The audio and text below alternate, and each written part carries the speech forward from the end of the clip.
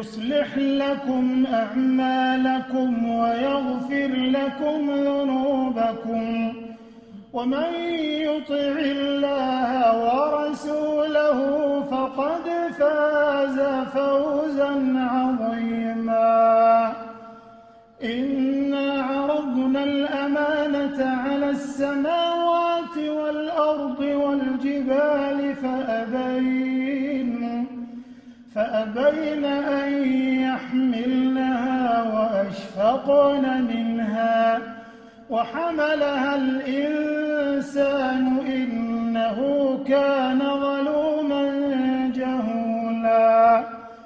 ليعذب الله المنافقين والمنافقات والمشركين والمشركات ويتوب الله على المؤمنين والمؤمنات وكان الله غفورا رحيما.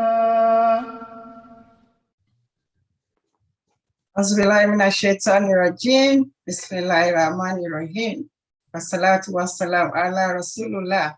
Alhamdulillahi Rabbil Alameen. We give all the praise to Almighty Allah, and we ask him to please bless our noble prophet, his household, and all of us that are following his footsteps. Amen. My name is Falilat Alabi, and I'm delighted to welcome you to the 62nd episode of Man UK For You Who Believe, an online program of Old Kent Road Mosque. Assalamu alaikum wa rahmatullah wa barakatuh. And before we proceed, I'd like to just give a short announcement. We have some announcements to make. I'd like to thank you profoundly for all your generous donations, and that I'd like to inform you too that the management is working round the clock to make the temporary accommodation ready for our use. Please invite family and friends to enjoy this program with you. Join us on all your social media platforms. Comment, share, and like on Facebook. Join us on Twitter, join us on YouTube. And all the programs that Old Kent Road Mosque is doing, one of them is If the Media Were Mine, is still ongoing and you can still register. Also, we have the employability training that is funded by the Global Funds. It's sponsored by them. So please, if you are interested from volunteering to employability, it's a good program. So you are welcome to sign up for it. Although there is the hand raise icon to ask questions, but we would prefer you to use the Q&A or the chat column so that we can go through many questions as we can during within the short period. So let me stop boring you with my announcements. I would like to invite our Quran reciter to please give us a short recitation from the Holy Quran. Siddiq Abdurrahman, Bismillah. Assalamualaikum. Alaikum assalam. Bismillahirrahmanirrahim. Sabbaha lillahi ma fis samawati wa ma fil ard. Wa huwal azizul hakim. Ya ayyuhalladhina amanu lima taquluna ma la taf'alun. Kabura maqtan indallahi an taqulu ma la taf'alun. Inna Allaha yuhibbul ladina yuqatiluna fi sabili saffan ka'annahum bunyanun marsus. Wa id qala Musa liqawmihi ya qawmi lima tu'tunani wa qad ta'lamuna anni rasulullahi ilaykum falamma zagu azaqa Allahu qulubahum wallahu la yahdil qawmal fasiqin. Thank you so much for that beautiful recitation. Allah bless you and your parents for this effort. Okay, I wouldn't want to waste much of our time because today is the first late night starting that we're doing. So we are still test running it. We want to see how this program will still, proceed. So I'd like to hand over to our father to please moderate us as usual. He's never tired. Professor Mashood Badiri, please. Bismillah, sir. Bismillahir Rahmanir Rahim. Thank you so much, Alaja Fadida, for anchoring us on. Yes, as you rightly mentioned, this is a test run of our late night edition. Hopefully, inshallah, people will continue to join. Alhamdulillahi Rabbil Alameen, wassalatu wassalamu ala Rasulillah. We thank Allah, we praise Him. The program is still waxing strong. And today we have two speakers who will be discussing very important topics as normal.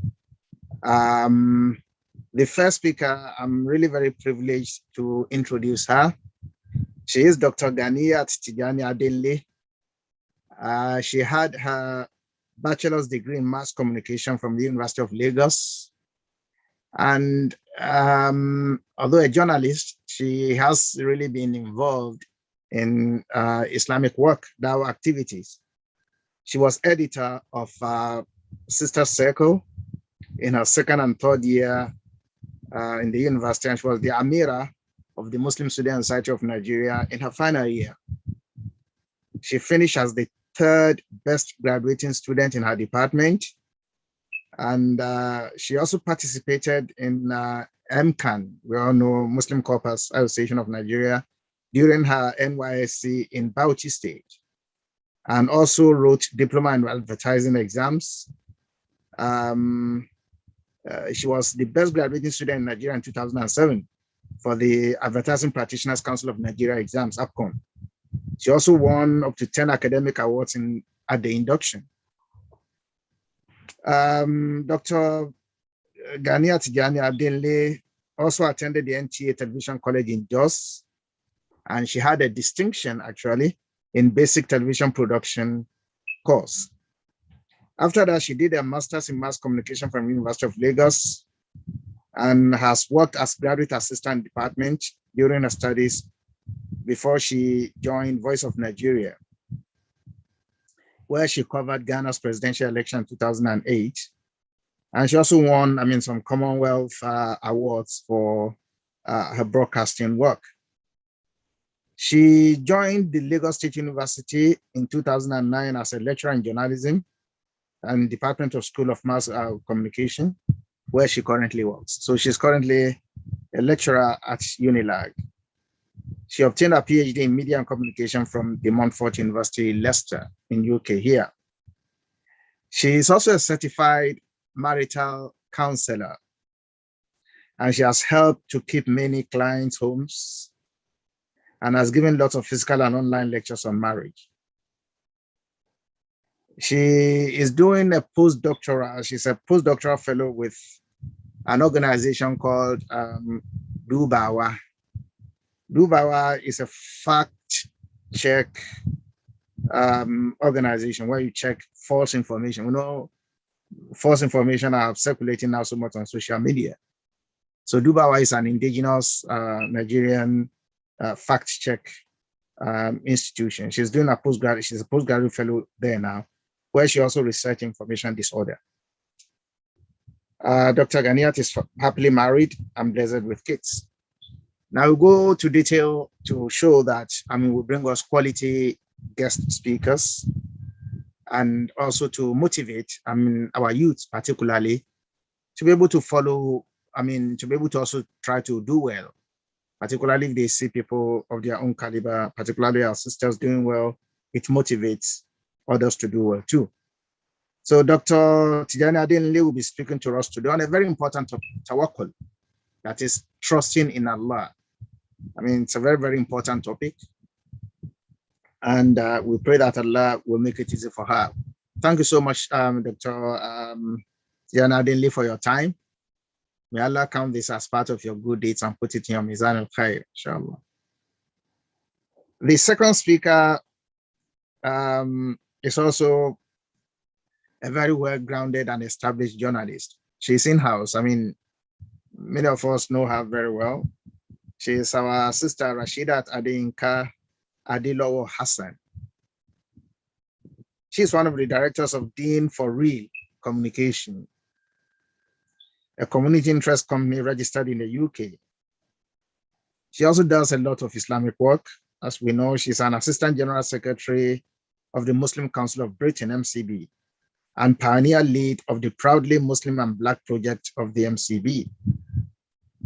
She works as an administrator, a youth worker, and media consultant. Sister Rashida volunteers and helps to deliver community engagement projects at her local mosque and a number of community charity organizations. And she's very, very passionate about empowering young people and minority groups. She teaches and carries out research works in media representation and inclusion. And she has created and helped to develop and facilitate several programs and projects aimed at engaging young people, women, and the generality of people towards self-actualization and community development. She inspires the general audience through, she has an online show, Women in Action, which she invites women of caliber for discussions. She also prides herself as being from the Adilawa royal family of Owu Kingdom in Ogun State,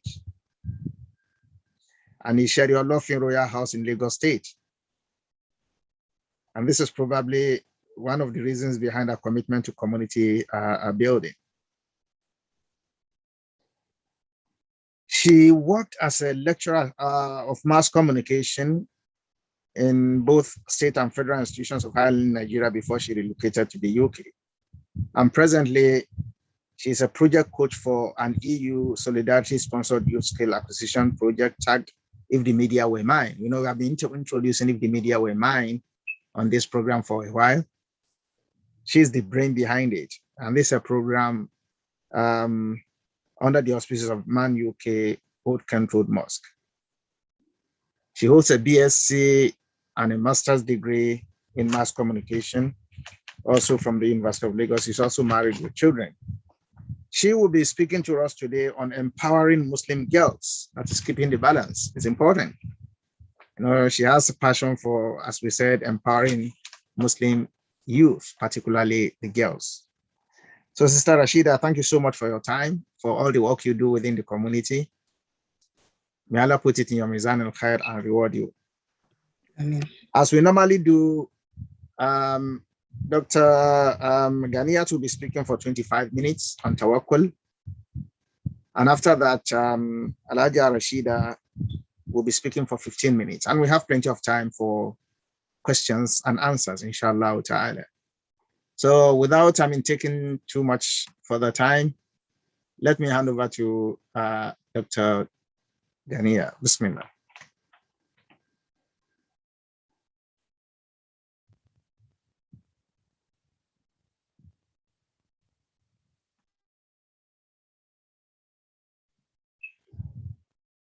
Yes, we can see your screen now. Please unmute yourself. Unmute yourself, please.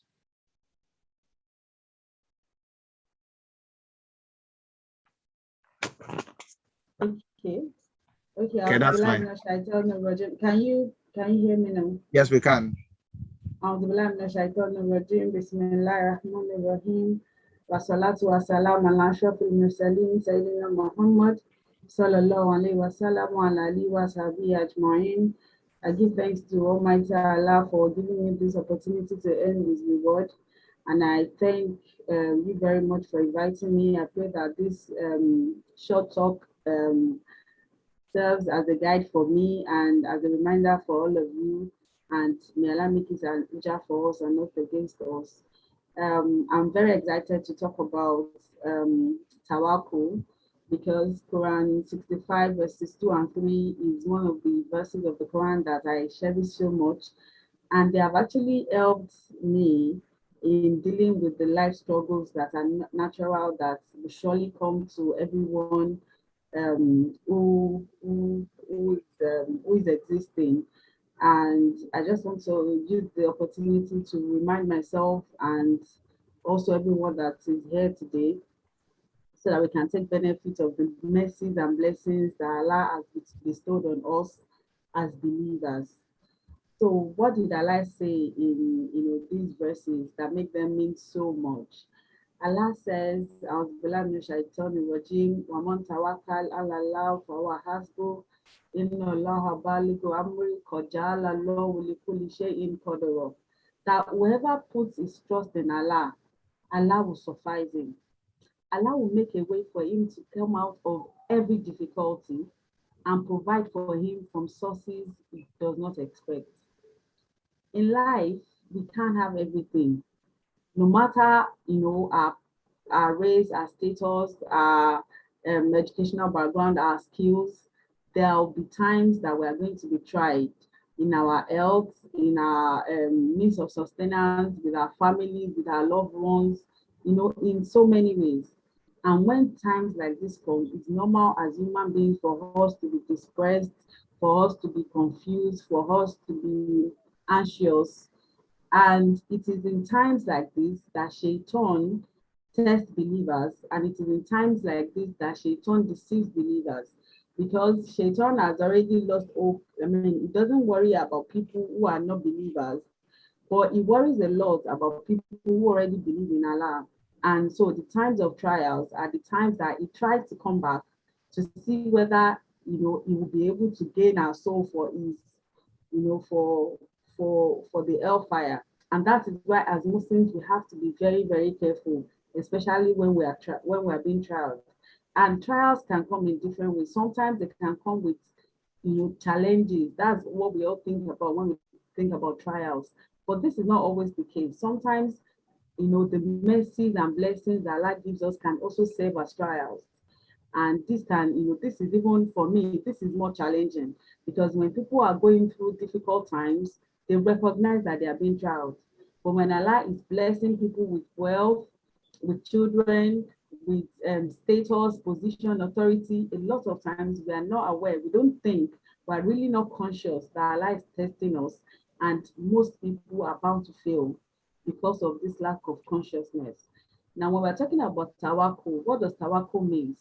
Tawakkul means that we should trust in Allah. We should put our trust in Allah absolutely in whatever it is we want to do, or whatever it is that we want from Allah or in situations. And Allah tells us in the Quran, in Quran 5 verse 23, Allah says, "And put your trust in Allah if indeed you are believers." And so if we do not put our trust in Allah, even if we believe that Allah exists, even if we worship Him, even if we have Muslim names and we pray and we go for Hajj, but when we have challenges, we do not look to Allah to solve those problems for us, or we do not ask Allah to solve those problems for us. They can be, this is an indication that we actually do not have absolute trust in Allah. And so for us to actually say that we're believers, we have to have absolute trust in Allah when we are happy and when we're sad. When things are going well and when there are challenges, we have to have absolute trust in Allah. Because if we do not have trust in Allah, then unconsciously we're going to start trusting in our own abilities or in the creations of Allah. And those are ways by which Shaitan makes us slide when Allah is testing us, whether with good things or with bad things. Now, Allah also tells us in Quran 8 verse 2, Allah says, the believers are only those who, when Allah is mentioned, they feel a fear in their hearts. And when His verses are recited to them, they increase in their faith and they put their trust in Allah. That means that we don't have a choice. As believers, we cannot put our trust in ourselves. We cannot put our trust in other creations of Allah. We have to put our trust in Allah because He is the only one who has the capacity to actually solve all problems. Is all the goodness of this world are with Him, and He's the only one that can actually answer our prayers and solve our problems. Now, this tawakkul that we're talking about, all believers have one level or the other. Well, let's look at the various levels. The basic tawakkul, before you can even say you're a Muslim, you have to believe in Allah. as the creator of the heaven and the earth and the only being that is worthy of worship. That is the first level of tawakkul. Now, the second level of tawakkul that some people might, misunderstand is that when you think, well, I put my trust in Allah, so how come I'm not getting that promotion? How come I'm not passing that exam? How come my FBF is not working and all of that? Putting your trust in Allah and believing that Allah will do things for you does not mean that you should not study, you should not make efforts. As Muslims, we are to make efforts. And that's why, a verse of Quran says that Allah will not change the condition of the people until they change what is in their own heart. So we have to make efforts. And when Allah, when it was talk about, there's, I think it's the hadith that was talking about a bird that lives in the morning and come back filled. By the time the bird is leaving its nest, it doesn't even know where it's going to get food, get its sustenance from, but it comes back filled. I mean, that tells us that that bird did not stay in his nest. The bird flew out of his nest to get sustenance that Allah has kept in store for him. Now, the third level of tawakkul is that we have to remain firm, but in our reliance on Allah, even when the things that we require are not coming as soon as we expect them to be. Oh, I have a child that has congenital issues or some form of disability. You want them to just snap out of it, and if it doesn't happen immediately, we are frustrated. No, we have to remain firm, in our faith and in our reliance on Allah, even when those things that we are seeking do not happen immediately. The fourth level is that, we do not waver. Prophet Ibrahim alayhi salam, he waited for years. By the time he was 60 or 70, if he didn't have tawakkul, he would have given up. I mean, at that age, he should have thought, well, I don't think I can ever give birth to a child again. But he persisted. He was firm and resolute in his reliance on Allah, and Allah answered his prayers. And the fourth level is kind of like an advanced form of the fourth level is an advanced form of the third level, where you're supposed to have, this absolute unshakable reliance on Allah that, sometimes on the second level, on the third level, you rely on Allah, but once in a while you have doubts. Maybe Allah is not going to do it, or maybe it's not in my order, or maybe I'm just unfortunate. But the third level is where there's absolute reliance, there's confidence, there is no doubt whatsoever that Allah is the one that, is capable of giving us what it is that we seek. And the fifth level is for us to accept Allah's, decree without any form of resentment. So let's say we're wanting, let's say I have all girls and I want boys, and I've tried so hard, and after, the number of children, I still don't have it. Relying on Allah to know, look, these girls are the best for me in this world and the hereafter, rather than, living, continuing to live, but in your heart, you still have a resentment that Allah didn't give you what you want. That is actually the highest level of tawakkul. Now, when we have tawakkul, is it for Allah? It's actually for ourselves, because when you have absolute trust in Allah, you're able to protect your faith. Because if you don't, when you are tried, then you are going to actually start running from pillar to post, and you are going to do things that will destroy your akidah, your belief in Allah. So having tawakkul helps us to protect our faith. It also helps us from becoming slaves to Allah's creations. Many people, they get, blackmailed, they get exploited, and they do all sorts of things out of desperation for the things that they want, because they no longer rely on Allah, and they think that it is a God or a human being or any other creation of Allah that can actually do it for them. Then tawakkul makes us have grit. It makes us firm. And because we know that if we are going through this trial, Allah would not have made us go through it if we are not capable of enduring it, and if it is actually not the best for us, even though we cannot see it at the particular time that we're feeling it. Having tawakkul also gives us peace and tranquility. People will be looking, isn't she the woman that just lost her child? How come she's still able to, look so nice? How come she still smiles? How come she still gives in sadaqah? They would not understand how we're able to cope with the serious challenges that they know that we're dealing with, because the fact that we have faith in Allah, it will give us tranquility and peace of mind and joy. Now, this is not to say that people who go through, who have depression, because of some challenges, do not have faith in Allah. No, this is the medical issue. And if you have it, please go to the hospital. Don't say, oh, I don't want people to know that I'm having problems eating or sleeping or concentrating at work, or I'm sad, or I'm having suicidal thoughts, so that they don't think I don't have reliance on Allah. No, please, if you have health issues or you are having mental or psychological issues because of a trial, please seek medical help. That doesn't mean you don't believe in Allah. You know, you don't need to justify your belief in Allah to anybody. Allah sees your heart and He knows and understands you better than any other person can think they do. Now, also having, tawakkul also protects our hereafter, because it is unfortunate that, okay, I know somebody who, she has 7 kids, and right now there's only 1 of them left. She has lost 6 of them. But because she doesn't have tawakkul, astaghfirullah, she has, left the deen. And it's so unfortunate, because it means that she's going to, she has suffered the loss of 6 out of 7 children in this world. And because there's no tawakkul, she's still going to suffer in the hereafter. So tawakkul helps us to protect our hereafter. Now, how do we build this tawakkul? We can build tawakkul by having a relationship with Allah, with the Quran, and it's not just the Arabic Quran, especially for those of for people like me who don't speak Arabic. Let's also read the English.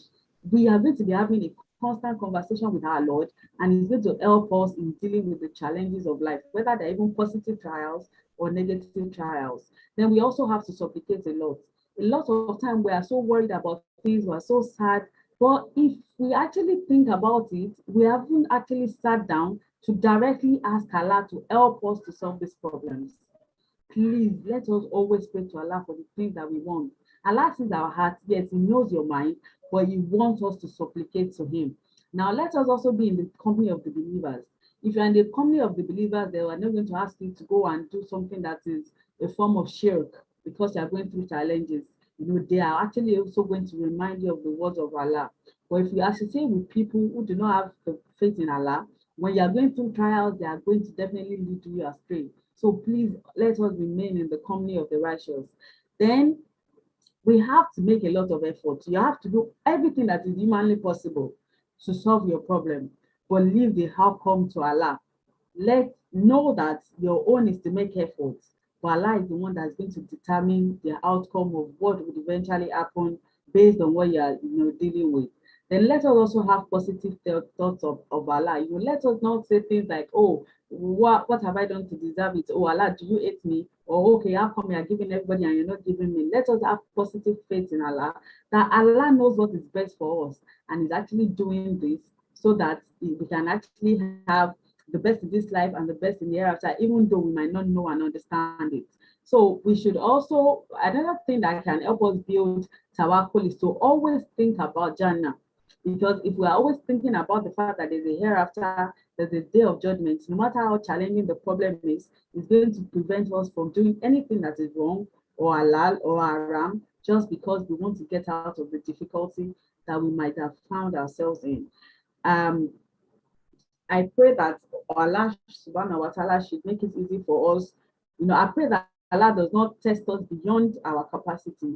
And I pray that Allah should assist us with any trial, that He may test us with, whether they are positive trials or they are negative trials. And I pray that Allah should kill us as Muslims and raise us among the righteous.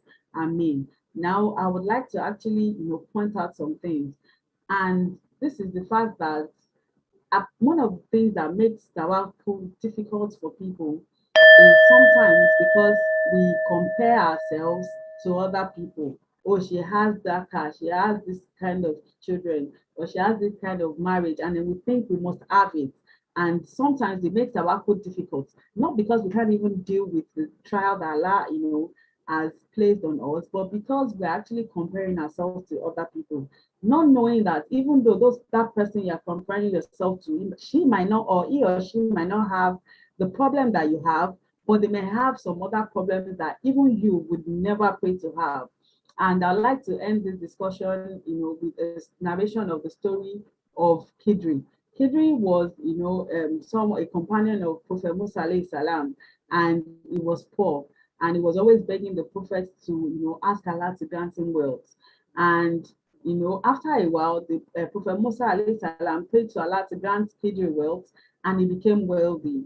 And according to reports, he was so wealthy that, you know, not his wealth, but the keys to his wealth was, you know, carried by hundreds of slaves to show how rich he was.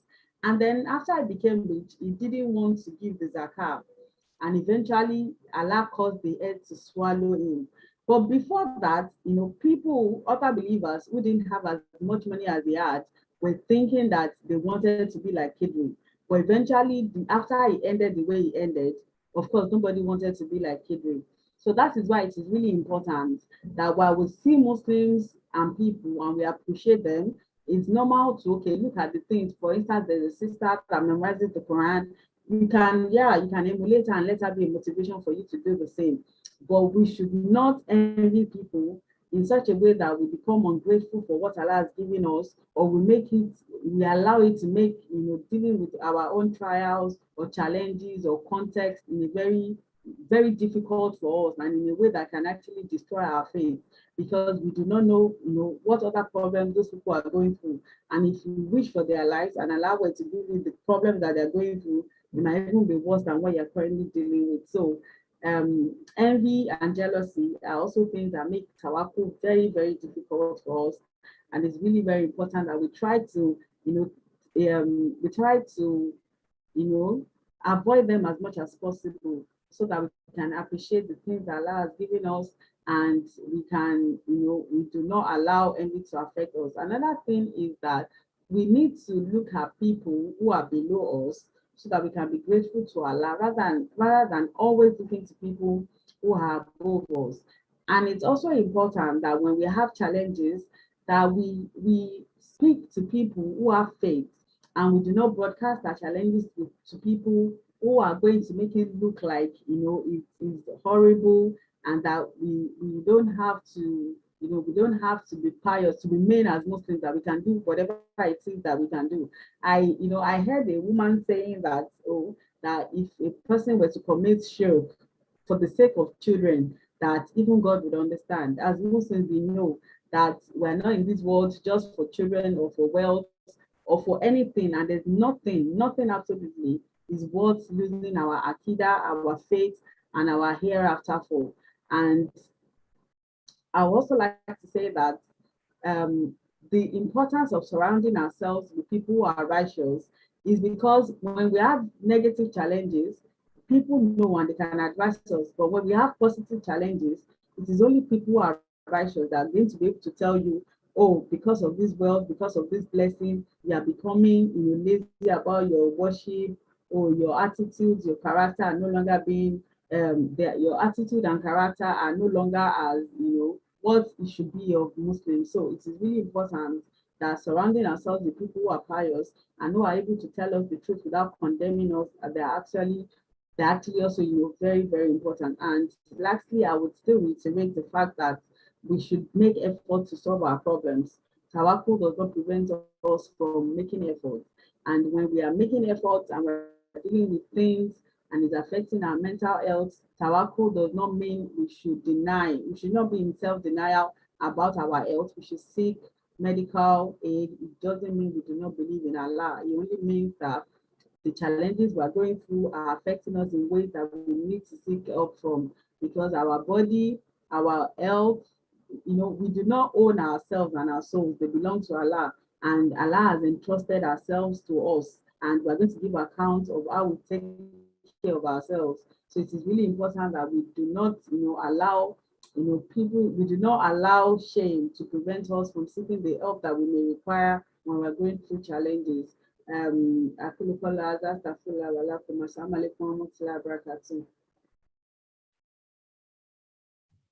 alaikum assalam wa rahmatullahi wa barakatuh. Thank you so much for that. I mean, really inspiring and a beautiful lecture about, tawakkul. As you rightly mentioned, tawakkul is a very, very, very important part of the Islamic faith. You know, as you mentioned, Allah has indicated this in many parts of the Quran. You know, you find out that Allah relates tawakkul to, belief in many parts. And it's the tradition of the prophets, actually. You find out that all the prophets, similar to how they propagated belief, they also propagated tawakkul. For example, I mean, all the prophets, all the named prophets in the Quran, you find that tawakkul is found in their precepts. For example, if you look in Surah to Yunus, Quran chapter 10, verse 84, Allah talks about Musa. وَقَالَ مُوسَى يَا قَوْمِ. Allah said, Musa told his people, إِن كُنْتُمْ آمَنْتُمْ بِاللَّهِ فَعَلَيْهِ تَوَكَّلُوا إِن كُنْتُمْ مُسْلِمِينَ. Said, if you really believe in Allah, then you have to put your trust in him if you are really believers. So it's a sign of belief. You know, so you really, I mean, and a lot of the time, because of the various difficulties we have in life, sometimes we may lose it. So it's important that we remind ourselves. One thing perhaps which, I mean, one might also want to add, the scholars indicate that, I mean, for us to be able to really, I mean, appreciate tawakkul, there are three elements to it. The first one is actually ma'rifah. It's called ma'rifah, knowledge, knowing Allah. Because for us to be able to rely on Allah, we have to know who He is. You know, how do you know Allah? So the first level is ma'rifah, and this is attached to the statement of the Prophet, which he says all the time, La hawla wa la quwwata illa billah. You have to know Allah, that there's no power, there's no ability whatsoever except with Allah. So if that is ingrained in our belief that well, la hawla wa la quwwata illa billah, then you know it moves us to the next stage, which is hal. Hal means positioning.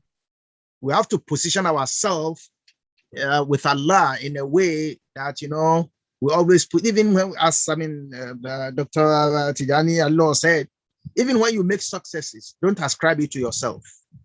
You know, you have to position yourself with Allah. Your hal, your position with Allah should be a position of, you know, always putting your trust in Him. And the third one is amal. As you rightly mentioned, working towards it. You know, we don't say because we have to work with them, we sit on our hands. No, we have to. So very, very brilliant, I mean, lecture. And it's very, very inspiring. May Allah put it in your Mizan al-Khair. It calls us, every one of us, to evaluate ourselves and reflect over the level of our trust on Allah. You know, whether in terms of success and in terms of when things are hard. A lot of the time, people think that it's only in terms of difficulties. Even in terms of success, your tawakkul is tested. Because when you are really succeeding, making waves, sometimes you forget, you think it's because of your own ability. You know? So tawakkul, and when things become hard, rather than moving from post to pillar and relying on fetish activities, it's important that we rely on Allah. May Allah reward you and put it in your Mizan al-Khair. Please stay back. There will be questions, inshallah, I will know as we normally have, so that you'll be able to respond to those questions. Now we'll move on to our sister Rashida, who will be speaking for 15 minutes. Bismillah. Alhaja Rashida, please unmute yourself. Assalamu alaikum wa rahmatullahi wa barakatuh. It's so somehow to be at the other side of the presentation and not be the one at the back prompting everyone to, you know, go on and do what they have to do. So I would also like to share my screen.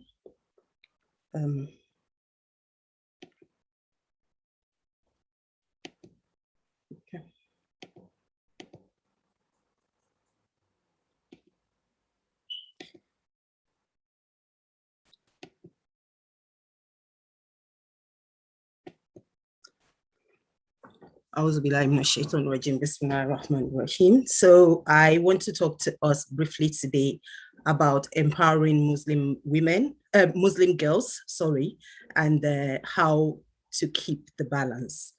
And to start this conversation or this discussion, I'm going to first share the inspirational women in my life.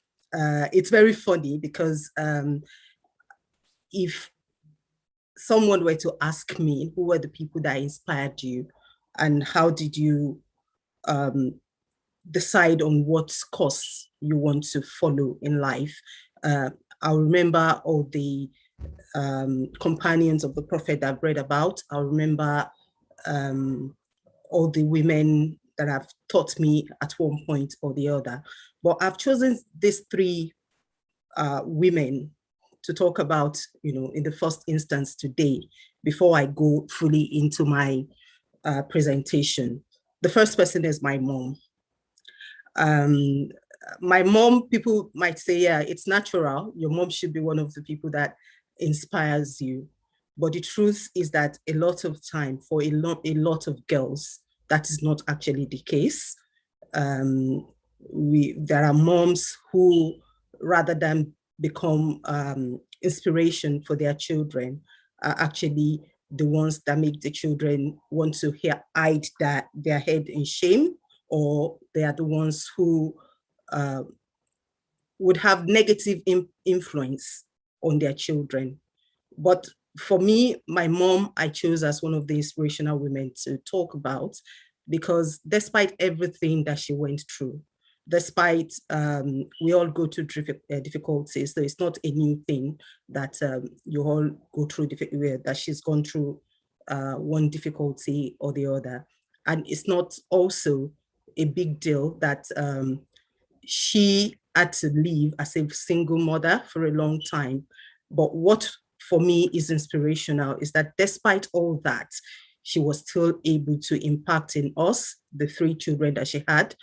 A lot of things that some women can only dream about. She wasn't educated so much, but she was able to train all our children to be graduates. And I think for that, a lot of us as women, we should ask ourselves, how are we inspiring our children, especially our girl child? Then the second person I want to talk about is Awa Baba Ahmed. I'm sure on this platform, some of us might remember Awa Baba Ahmed. She's one of the renowned newscaster in Nigeria, NTA 10 then. Now, that again is not the reason I've chosen to talk about Awa Baba Ahmed today. The reason I've chosen to talk about Awa Baba Ahmed is because of the way she became someone that could have an impact in my life. And that was because of the relationship I had with my dad. Now, as a young person growing up, every time, most times that my dad is at home, he will always watch the NTA news at 9. And when he's doing that, he will call any of the children to come and scratch his back. So you are sitting there beside the armchair and you are scratching his back and he's listening to the news. And I don't know if it's deliberate, I don't know why he used to do that, but I used to be one of the favorites, that he will call to do that. And whenever I'm sitting there with him, scratching his back, my dad would start discussions with me about news items, things that are being said in the news. My dad would talk about the newscasters themselves, who they are. A lot of time at that time, you hardly find anybody with a Muslim name who is a newscaster or a broadcaster, or you find them on the airwaves or anywhere. So the people you will find will always be, Christians in Nigeria then and other people, but not many Muslims at all. And then you have this lady who is always on the NTA news with her hijab on, and she was the odd one out. And I used to, have that discussion with my dad about why she was the odd one out, because I'm a Muslim, but I wasn't brought up with a hijab. So my dad would say, oh, it's because she's a Muslim.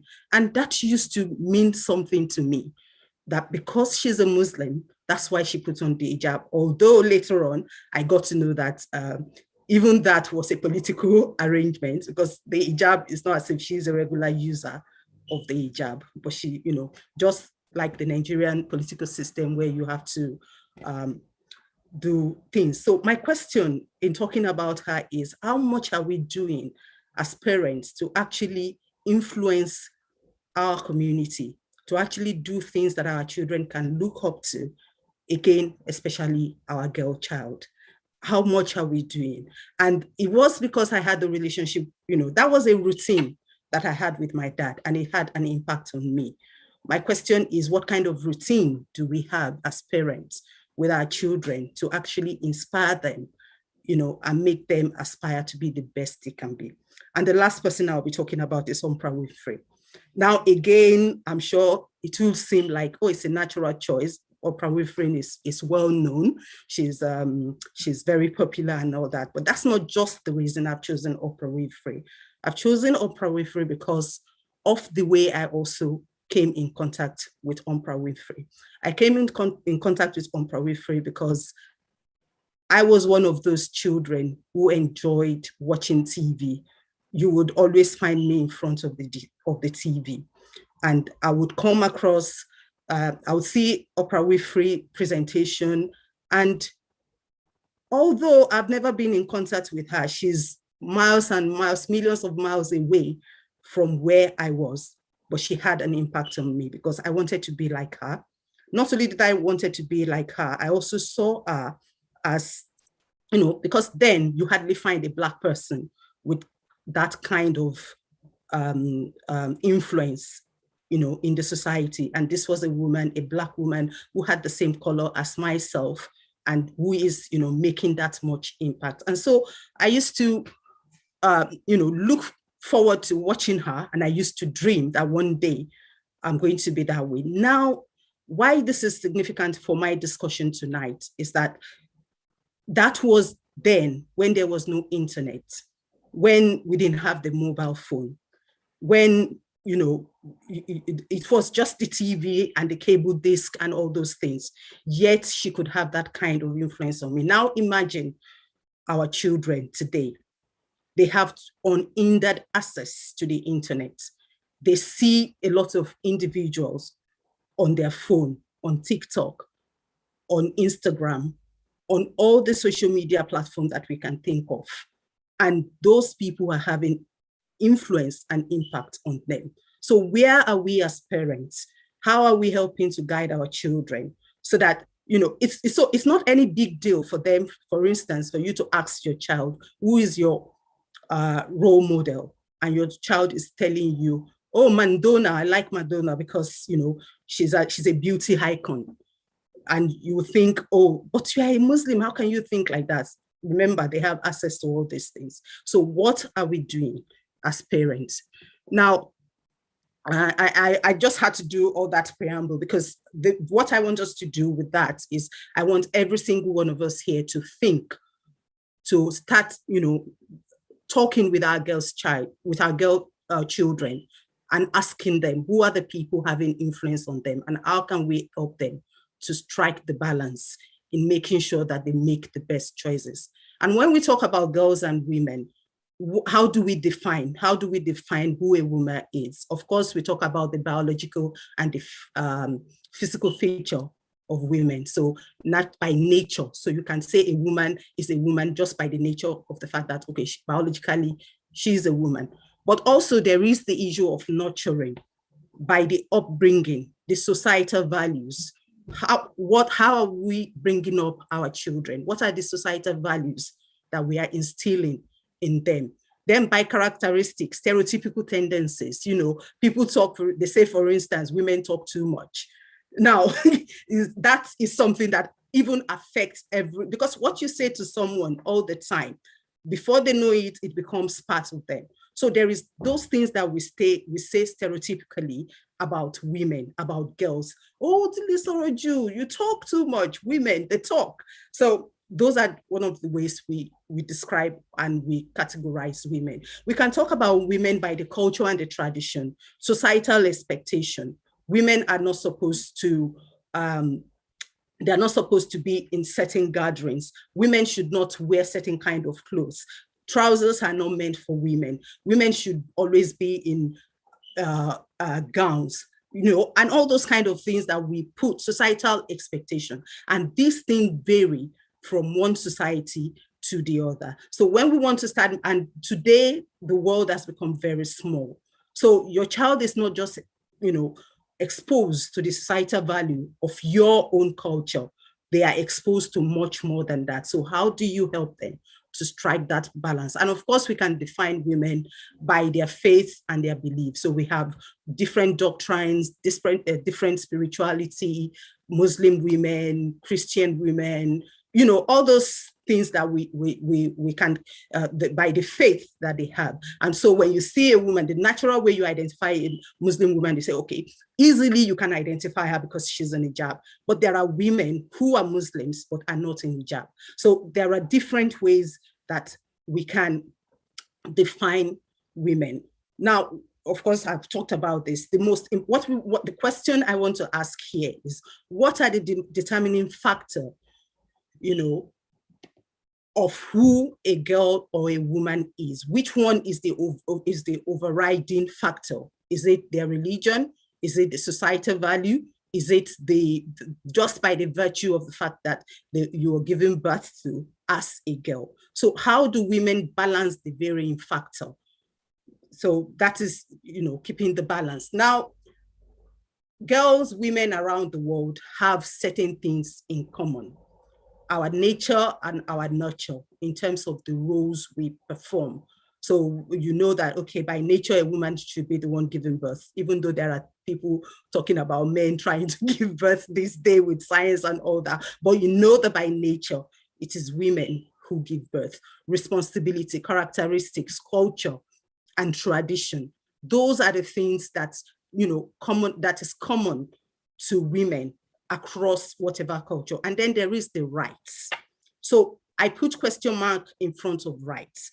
What determines the role and responsibility, as well as the rights of girls and women in our society? What determines it? Why are these variations in this, why are there variations in this from one society to the other? There are variations because we all come from different cultures. So there are more than 1 billion Muslim women in the world. It is the girls we raise today that later become one of this billion. These are the consequences to the, and there are a lot of consequences to the monolithic stereotype of Muslim women, which is based more on evidence from the Middle East and North Africa, whereas studies have shown that this part of the world only constitute about 20% of Muslim women. So when we want to start talking about Muslim women are being, they are not able to work, they are not educated.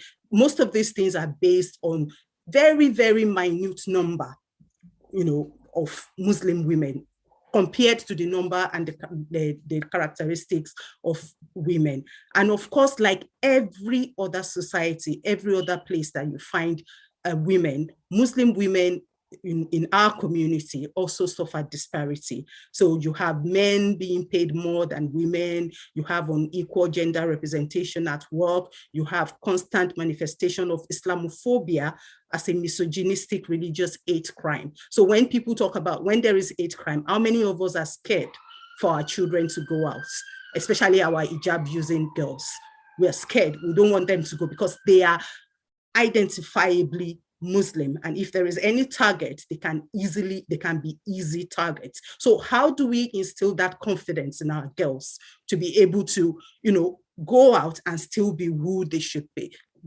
We talk about prayer spaces for women. I've met someone here in the UK who told me that there in East London on a particular street, there are more than 11 mosques, and of all that 11 mosques, there's no single one with a female prayer space. And she has a daughter who has lived on the same street for over 20 years, and she has never been able to go into a mosque. Alhamdulillah, we don't have such problem within our community. The whole country mosque, have provision for women and all that. But these are the kind of things that, and of course, lack of women on the board of mosque management. We don't have that problem, but there are restrictions in terms of what women, can do and what position they can hold. So Islamically, I don't know how many minutes I've got more. I didn't start the timer. Okay, so Islam give,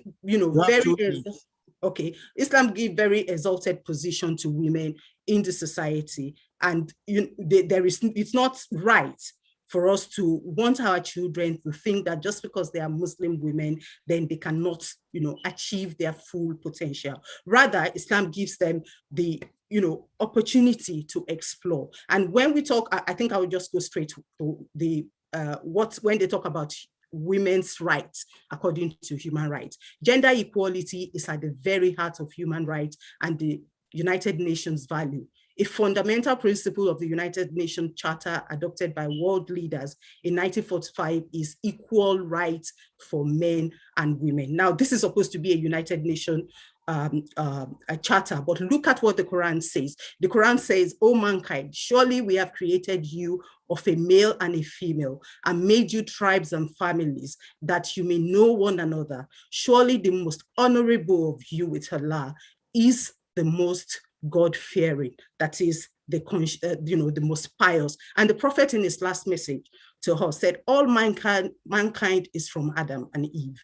An Arab has no superiority over a non-Arab, nor does a non-Arab have any superiority over an Arab. A white has no superiority over a black, nor does a black have any superiority over a white.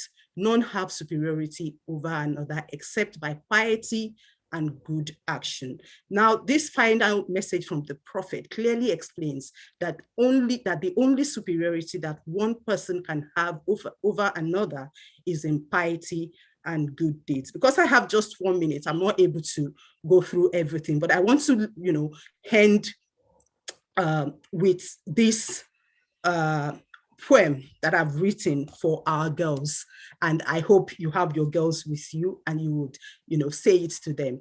As a young girl that will grow to one day be women, I have a message for you. Out there is a world full of promises, great expectations, full-blown explorations, freedom to fly without limitations. But watch your steps.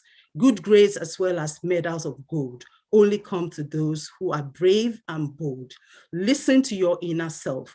Work hard and push your choices. Wake up from your deep sleep to make the crown what you must keep. Thank you. Jazakumullah khairan jaza. Thank you so much for that. Inspiration for our daughters and sisters and mothers. It's very important.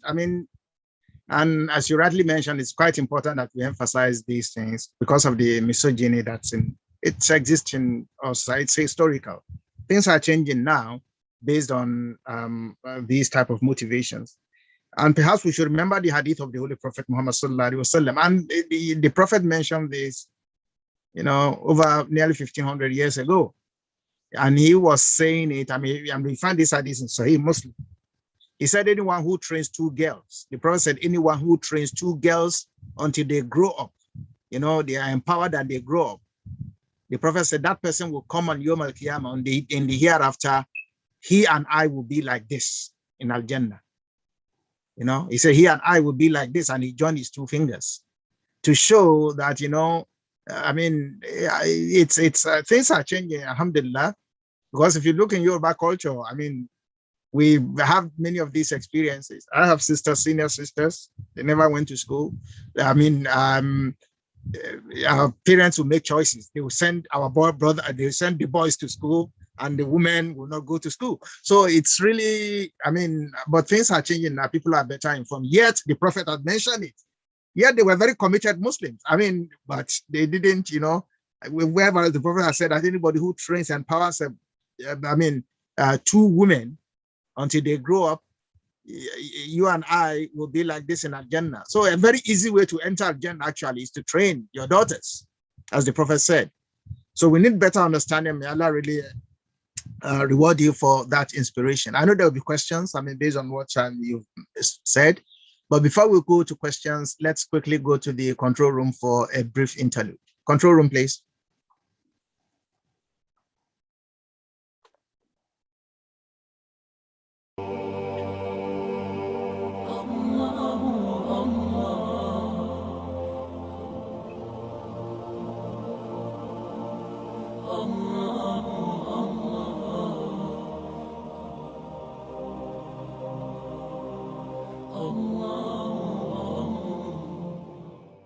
My parents chose to name me Old Kent Road Islamic and Cultural Center as a baby, and when the time came for me to start my family, my daughter was also named at this masjid.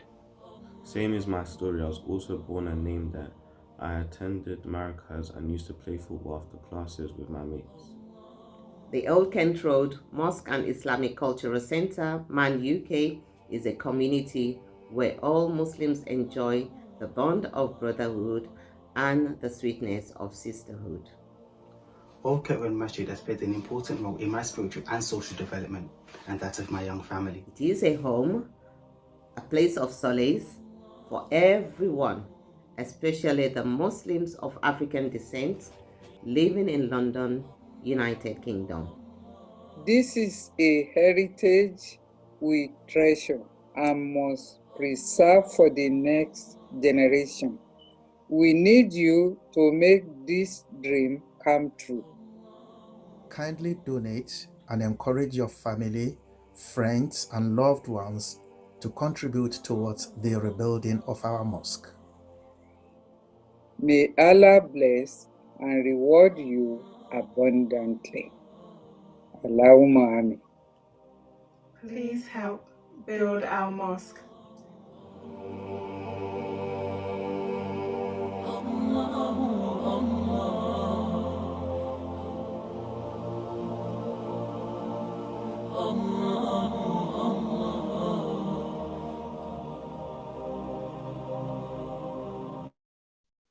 Jazakumullah khair jaza.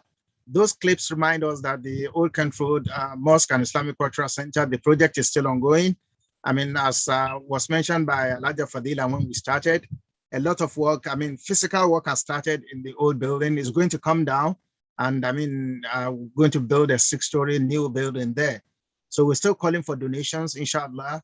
And the temporary site is also, I mean, will be open soon for our prayers and our ibadah to continue there. So we are calling on all people of goodwill, you know, both internal and external, wherever you are listening to us. Please, please, please continue to donate. Help us build our mosque. It is the mosque for every one of us, inshallah.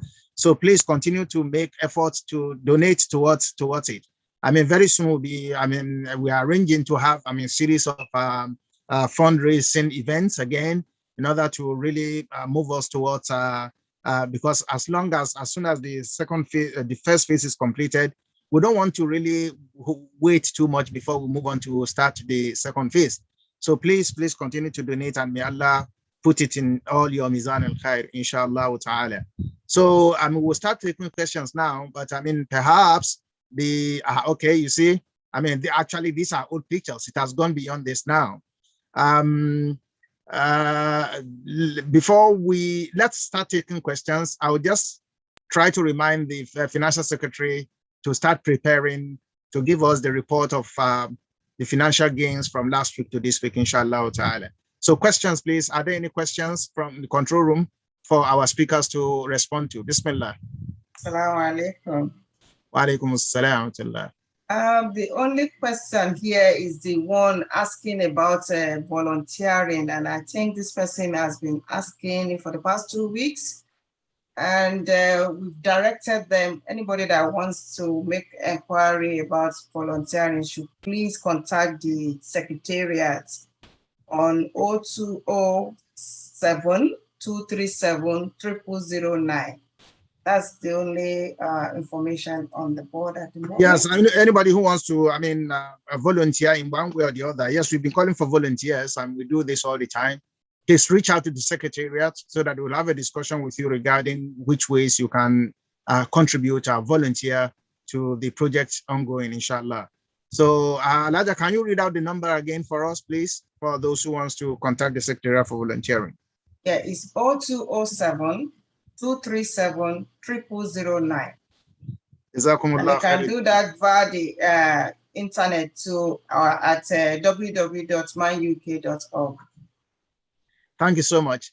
Now, do you have any questions? I mean, some of our attendees, is there anybody raising their hands? Questions, please? No hand raised at the moment, and it's only commendation, you know, for both speakers for the job well done on the chats.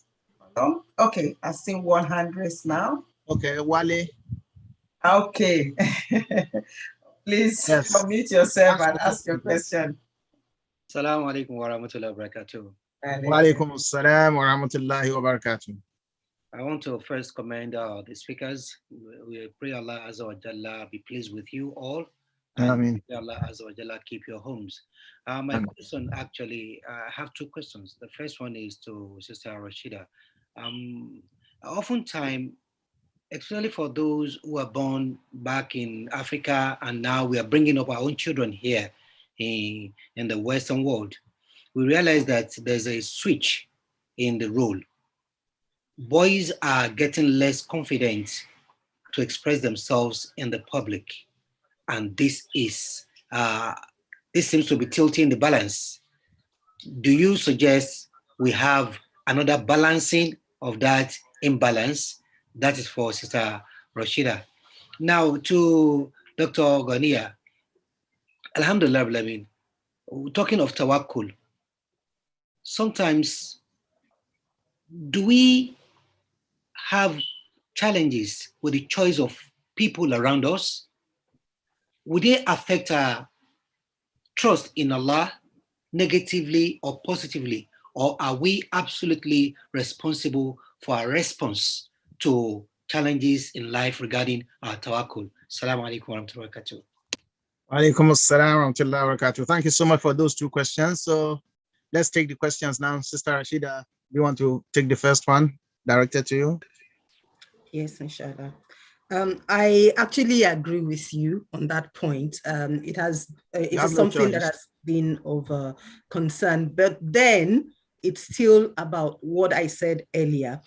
Societies are different, cultures are different from one place to the other. So whereas that might be a problem in a place like an issue in a place like the UK, there are other communities where the issue of girl child, women still being the one at the receiving end is still very high. But like here in the UK, where we have this, not only in the UK, actually, in quite a number of other parts of the world, it is something that is now, because we've been talking about the girls all the time, we're gradually neglecting the boys, and they are becoming less vocal than their predecessors, than their fathers were.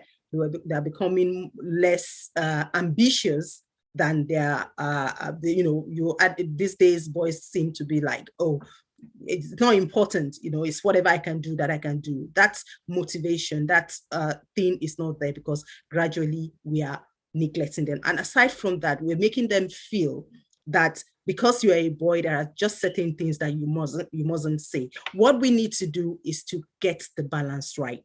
And that's why even when I'm talking about, empowering the girls, I'm talking about keeping the balance. It's the same thing. All you just need to do is just oppose the word girls with boys, and we would tackle the problem. So we need to give the same equal amount of attention to our children, regardless whether they are female or they are male. Jazakumullah khaira jaza. Thank you so much. I mean, but it's just getting the balance right, as you rightly mentioned. And I think what has happened is, it has historical elements to it, because of the fact that, women had been left behind historically. Therefore, that was the push. Even in international law, there's this concept of positive discrimination. And if you look within international law instruments, positive discrimination is allowed until when you reach a balance, then that discrimination has to drop. So it's quite important that, people bear that in mind. It's not about neglecting the boys. We need to ensure that, we get the balance right. If you have boys and girls, make sure that, you treat them, equally, particularly in raising them and also educating them and empowering them. May Allah make it easy for us to balance, inshallah. So, Sister Dr. Ghania, your answer? Okay, Ms. Naman, the first thing is, of course, as Muslims, we're all accountable for our deeds. No one is going to take responsibility for whatever it is that we do. And Allah has also told us in the glorious Quran that we should save ourselves and our families. So there's no doubt about the fact that we definitely, are going to be responsible for whatever it is that we do when we're in a state of trial. But that is not to say that the people we surround ourselves with do not influence us and impact the way we make decisions. There's a hadith that says that Al-Marhu Muhammad Hahabba Biyam al-Qiyamah, that a man is going to be raised with his friends on the day of judgment. And there's also a verse of the Quran, Surah Al-Furqan, Quran 25, verses 28 to 29, when people who have been led astray by the kind of friends they have will say, "What to me? Would that I had not taken so and so as a friend. Indeed, he led me astray from the advice after it had come to me." And Shaitan is man's betrayal. That is just to show that the kinds of friends we have, when Allah is testing us, whether with all the goodness of this world, is that they might, if you have bad friends, they will allow you to, they will remind you that even when life is good, you shouldn't get carried away with all the glamour and wealth and everything. You need to still worship Allah. And if things are bad, they are not actually going to ask you to do things that will be sinful or things that would destroy your faith. So, but that does not mean that whenever we have people who are struggling with their faith, that we should cut them off. The only thing is just that we do not take them as confidant, because they are going to guide us based on what they understand. It doesn't mean they are evil, but based on their orientation, based on their belief, that is what is going to determine the kind of advice and suggestions they give to us. And human beings, when we are tried, we're always very vulnerable. And so it's really important that at those critical points, we're with people who would not, misguide us and who will not weaken our resolve, but we actually stay with people who are going to strengthen our resolve. So that is why we have to still be very careful of the kind of friends that we keep, even though we know what is right. Because friends, the kinds of suggestions you have when Allah is trying you with good or challenges would influence how you react and how you come out and show up at the end of the day. Jazakumullah khaira jaza. Thank you so much. I mean, very brilliant answer. The Yorubas will say that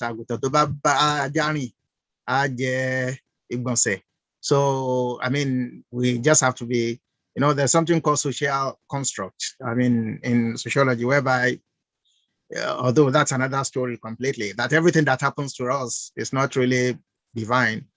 We are influenced, what is in our community and our society that influences us too.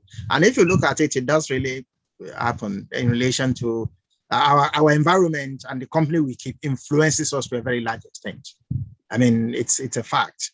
So we need to, I mean, the very important point raised by Dr. Ganiya does not necessarily mean that, I mean, we should cut people off.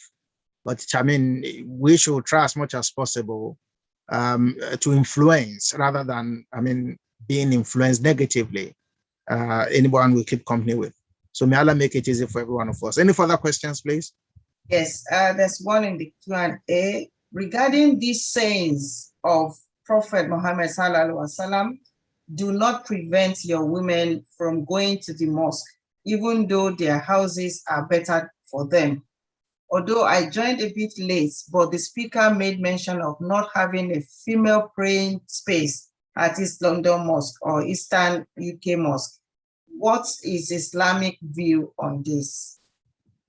Yes, okay, the question is relevant to both speakers, although it's Laja Rashida who mentioned it in our presentation, but I want both of you to respond to it. It's a woman's question, and you know where the shoe pinches.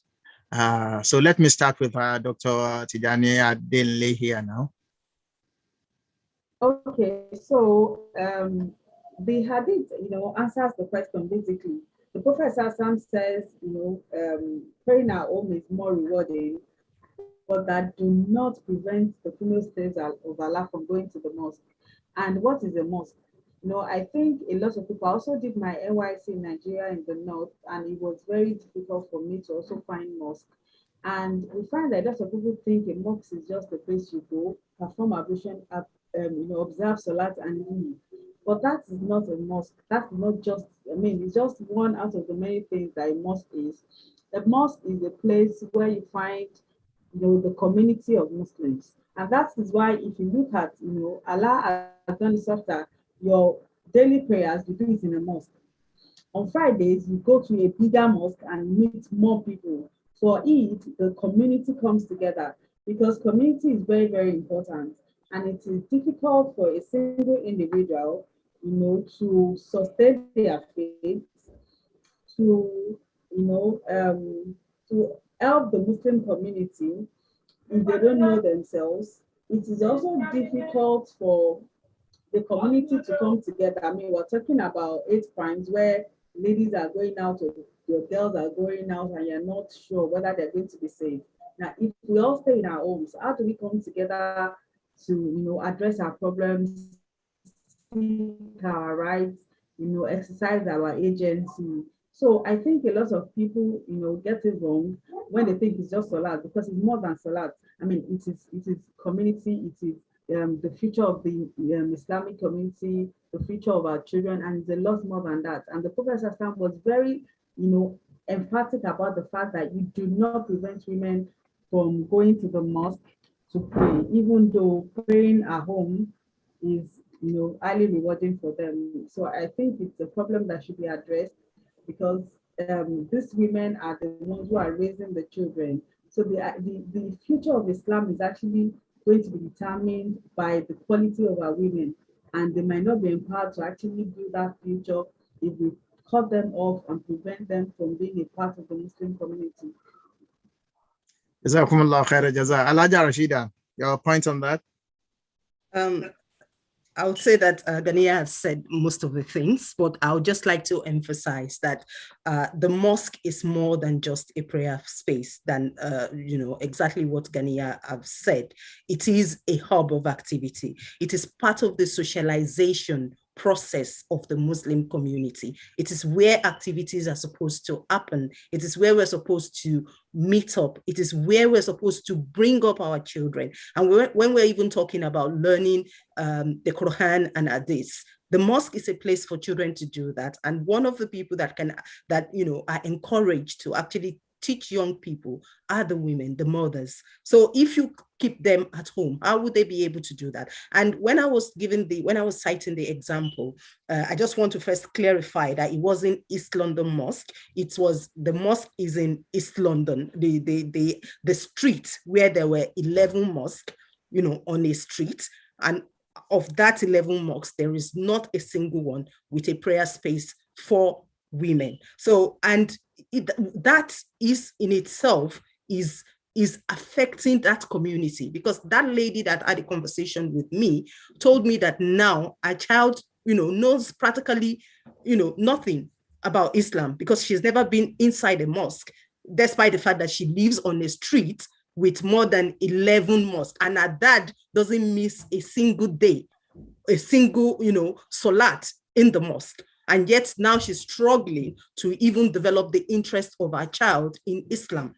So that is very problematic. And what we just need to know is that the Prophet ﷺ never discriminated when it comes to the matter of faith with men and women. We all have equal responsibility. Yes, we are encouraged to stay at home because it's better for us, but it is still also important for us. That's why we are asked to go out when it is Jumu'ah prayer, when it is festive prayer. We are encouraged to go out. So please, that's something that the communities, alhamdulillah, the Nigerian Muslim community is doing very well in that regard. But for those who are not doing that, it's something that needed to be addressed.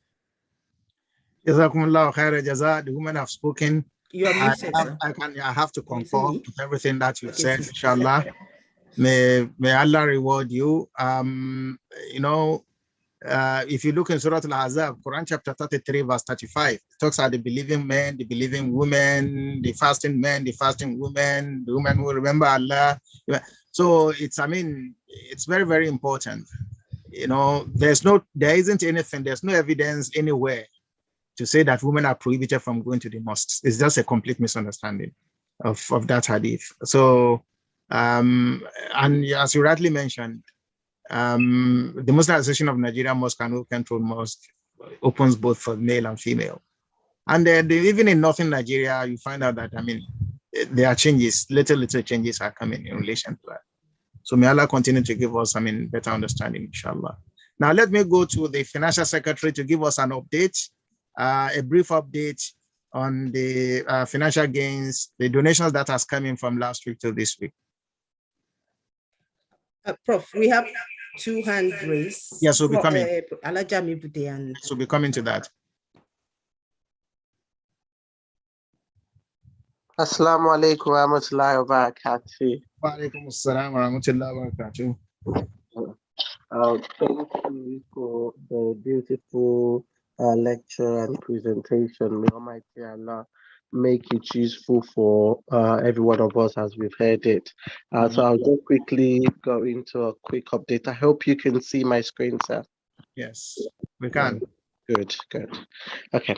So, the nation received so far, as of the 3rd of September, we've got in pounds sterling, we've got 288,014 pounds and 47 pence.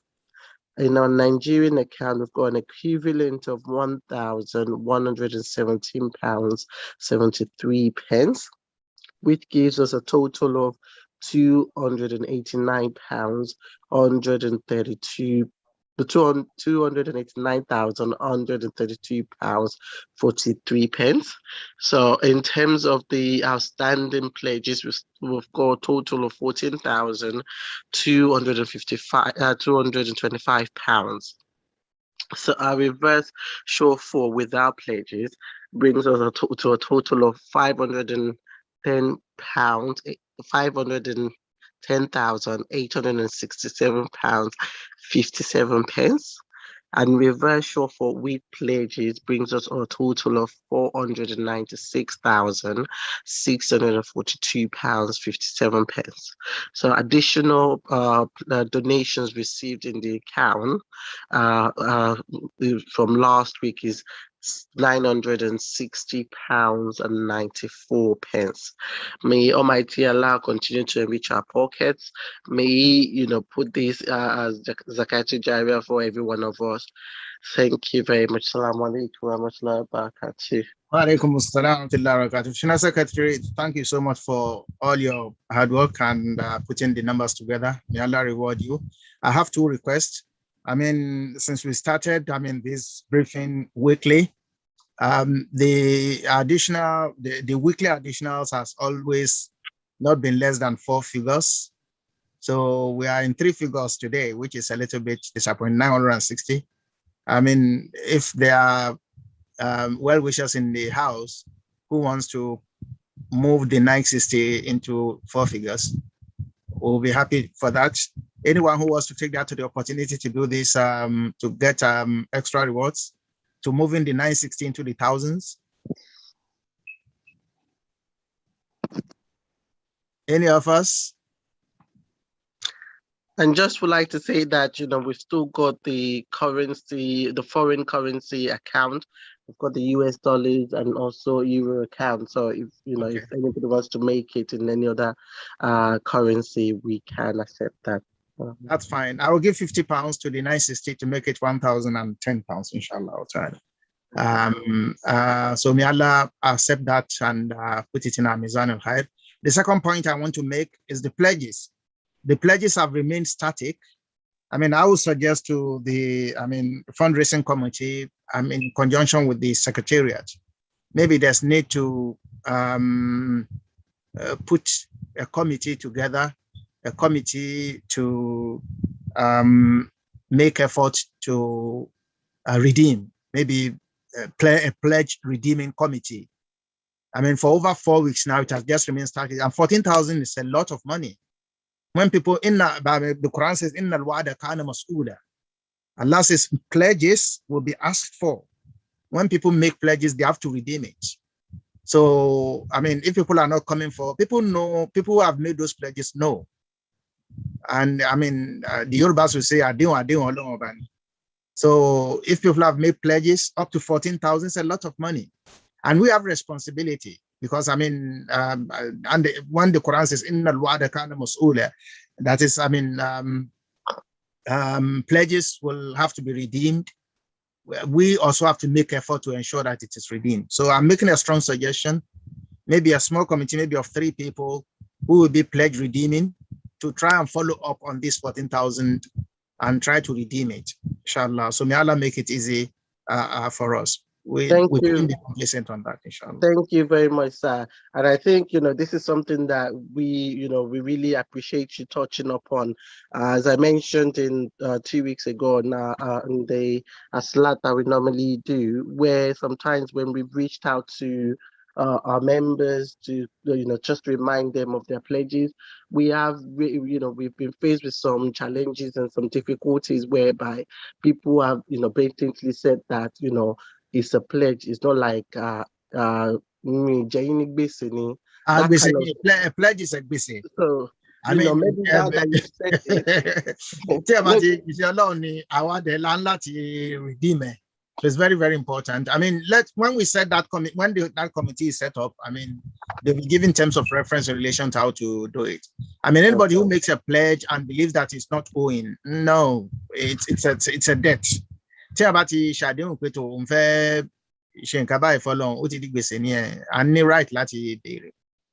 Allah make it easy for everyone to be able to redeem, inshallah ta'ala. We pray for people. It's bold to make a commitment, but also maybe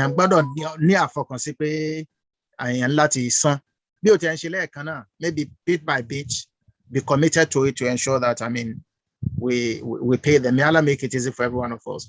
I think we have 2 hands up. Alaja Mebude. Yes. Assalamu alaikum wa rahmatullahi wa barakatuh. Wa alaikum assalam wa rahmatullahi wa barakatuh. First, I would like to commend the speakers for tonight for a well presented lecture. Mashallah, tabarakallah, may Allah reward you and make it way heavy in your scale of good deed. Now, my question goes to Sister Rashida, and this is about parenting. I know you're mentioning about girls, and I know somebody asked a question about boys, but as you rightly know, parenting is a very hardest task in this country, given that women juggle a lot of responsibility, and a lot of parents meant well, especially mothers, to raise their children, in an Islamic way and to uphold Islam. But there are a lot of obstacles that women face, especially nurturing mother that are raising children. I just wondered if there are tips that you can give to people, to women, especially. How do you think people can create time for their children? And what are the tips that you can give that will help people to raise their children, especially girls, in an Islamic way? Wassalamu alaikum wa rahmatullahi wa barakatuh. Wa alaikum assalam wa rahmatullahi. Jazakumullahu khairan. If you can take that question very briefly. Bismillah. Yeah, assalamu alaikum. I think the first thing is prayers. So whatever we want to do as Muslims, we have to, put prayers first. So even as we start raising children, we start having that at the back of our mind, that may Allah make our efforts successful. That is one. Then the second thing that I was talking about the routine that I used to have with my dad, where I would scratch his back. My dad was a very busy man. He would go, for walks, weeks, days, but whenever he's at home, that routine doesn't miss. It will call you to scratch his back, and you're there scratching the back. So there should be some kind of connection with our children. We should have some kind of routine, that we have with them, where they have confidence to talk with us, where they can share their troubles with us.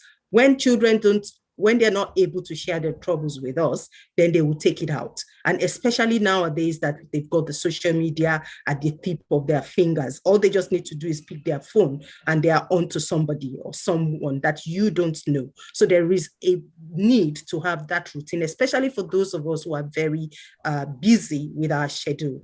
So we should have that kind of connection with our children. And then I think a lot of the time, the problem we have as parents is that we start late to want to inculcate things in our children. My children, for instance, they started putting on the hijab from when they were very little. I wasn't making it something compulsory, but I made it a part of their dressing, and they are aware of it. And when they don't want to use it when they are young, I don't enforce it. I don't say, oh, you have to put it, and go on and on like that. But they know it's part of their system. So whatever we want our children to be, with prayers, we need to also do it with strategy, and we need to do it with a lot of, understanding of young people's mind. Because when our children don't see us as their friends, when they can't share with us, when they see us as just that woman that talks to me and always want to stop me from doing things, then they can't confide in us, especially girls. And of course, also boys especially don't want to cry. Boys are not supposed to cry. So even when they have very difficult things that they are going through, because they don't want to cry, they are not to be seen crying, then they don't share it, and it becomes bigger and bigger and bigger. So let's create those times. Jazakumullah khair, Jaza. Thank you so much. I can see that Alhaji Anima Shaun has also put in £50 towards the weekly donation. He said it has gone in. My own £50 has also gone in straight away. So Jazakumullah khair. Alhaji Ajikale, very brief, please, because we are a little bit ahead of time. Haji Hussein Ajikale, please. Assalamu alaikum warahmatullahi wabarakatuh. Wa alaikum assalam warahmatullahi wabarakatuh. Mine is just to first commend our speakers for tonight. That's been quite a productive time spent together. And moving from there, I'd like to commend the entire OU Believe team for this new experiment, which seems to be working now. If I look at the attendance there, it's quite impressive, especially given that it's the first time that we are shifting to this the new time. It's just my personal appeal to people again that it seems it's working, because I feel a sense of relief today that we didn't have to be struggling with our salat. Both people here and as well as in Nigeria, we've all completed our salat before we came on the platform. That's a plus for us. And but the number we have here is quite impressive. But I can only just appeal to everyone, and I especially think for the good leadership anyway, because you believe in this, and you just wanted us to have a go at it, and it seems to be all right. I can just ask people to please, when you get a notification, when we share the notification with you, you will have 2 or 3 people. It doesn't cost anything. You just share onto your own to other platforms you belong to, and that will come to you, go to your books of good deeds as extra reward, inshallah. Assalamu alaikum wa rahmatullahi wa barakatuh. Wa alaikum assalam wa rahmatullahi wa barakatuh. Before we round up, there's one question, which on the notice board, somebody is asking, should and could older people gain inspiration from younger person? Now, because of time, okay, Adewusi has also given £50. Bismillah, jazakumullah khairan jaza. Now, that the person who asked that question, I will refer you, look at the Quran chapter 3, verses 37 to 38. And you will see the story of Zakaria. Zakaria was a very old man. And Maryam was a baby, a very small baby. Zakaria was looking after Maryam, and she used to put her in the room in the minaret, in the mihrab. Now, the Quran tells us that one day Zakaria, an old man, when he went in order to look at Maryam, she found there were so many types of food with her. And she said, "Qala ya Maryam, anna laki hadha." I said, "Oh, Maryam, where did this food come from?" And Maryam, answered, he said, "Huwa min indillah, inna Allah yarzuqu man yasha bighairi hisab." What do you mean? All this is from Allah. Allah gives provisions for who. That inspires Zakaria. Hunalika da'a Zakaria Rabba. Immediately, Zakaria got inspiration and he called unto his Lord that, "Oh Allah, give me a child."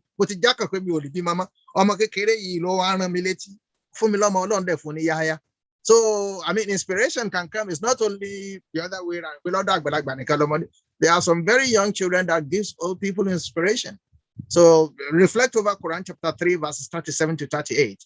The story of Maryam and Zachariah, and you'll be able to say, may Allah, make it easy for every one of us. Jazakumullahu khaira jaza. The donations are coming in. Shola Oyegunle also has donated $100 from the United States. That shows that, people are watching us internationally. Jazakumullahu khaira jaza. May Allah reward you. And I hope, you can be able to see the dollar account. $dollar account, so you can so that, Wally put in, see, Wally fit with $100. Jazakumullahu khair. I'm really, really impressed. Our community are very, very, very, responsive in the sense that, we have been able to move the donations into a 4-figure as we normally have. So inshallah, as Alhaji Hussein Adikali mentioned, the experiment seems to be working. Even though today is the first day, many might not know that the time has changed. So inshallah, we'll continue with this to see how it goes. We are all relaxed, for the fact that, we just need to finish and perhaps maybe prepare to do our Isha and go to bed. So next week, inshallah, will still be 9 to 10:30.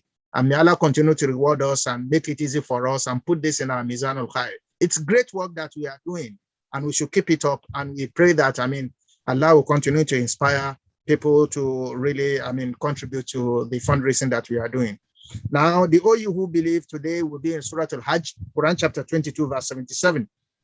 Allah says, Ya ayyuhalladhina amanu, O you who believe, irka'u wasjudu, bow down and prostrate, wa'abudu rabbakum, and worship your Lord, wa'f'alul khair, and do good deeds, la'allakum tuflihun, so that you can be successful.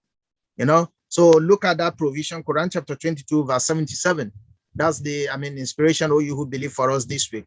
May Allah make it, reflective in our lives. So Dr. Ganiyat, we thank you so much for your time and for all your effort. May Allah put it in your scale of good deeds. Alhaja Rashida, thank you so much for everything. And may Allah put it in your scale of good deeds as well. While saying that, I will not want to have over to our Alhaja Fadila Alabi to sign us off. Jazakumullahu khairan jaza. Thank you so much to our speakers today, Sister Rashidat and Dr. Ganiyat. Both of you have really done very well. Thank you so much for sharing your knowledge with our audience today. I pray, as Prof said, I pray that Allah put it in your scale of good deed and that it has accepted as part of your good deed, inshallah. So until next week, please remain safe, keep yourself safe, and follow all the guidelines, even though they say Kuru has gone, it has not gone completely. And I'll see you next week, inshallah, at 9 p.m. It's now 9 p.m. Assalamu alaikum wa rahmatullahi wa barakatuh. Just under 60 seconds, I'm going to tell you why investing in this opportunity will change your life. Are you ready? Start the clock. Over 20 years ago, a group of believers acquired a derelict pub slap bang in the center of the Old Kent Road. As we've grown, so has our need for space. And we are embarking upon the journey of a lifetime to extend the good work of this masjid. And we need you to join us on this journey. Let me remind you of Allah's promise. Whoever builds a mosque for the sake of Allah, Allah will build for him a house in paradise. And it doesn't stop there. The masjid that we build will continue to give you rewards for as long as it remains standing, perhaps decades after you pass away. Think about all the people who attend the mosque to pray 5 times a day, every single day of the year. The Jummah service that is attended by hundreds of people, the hundreds of youngsters learning how to recite the Quran, and your fellow brothers and sisters breaking their fast in the month of Ramadan, right here in this masjid. Inshallah, you'll get a slice of the reward. All of these and more coming straight to your scale of good deeds. So what are you waiting for? Help us build this masjid. Sponsor a prayer space and get your friends, neighbors and loved ones to sponsor one too. Or even better, get together and sponsor a whole saf. And inshallah, watch how Allah elevates you in this life and the next.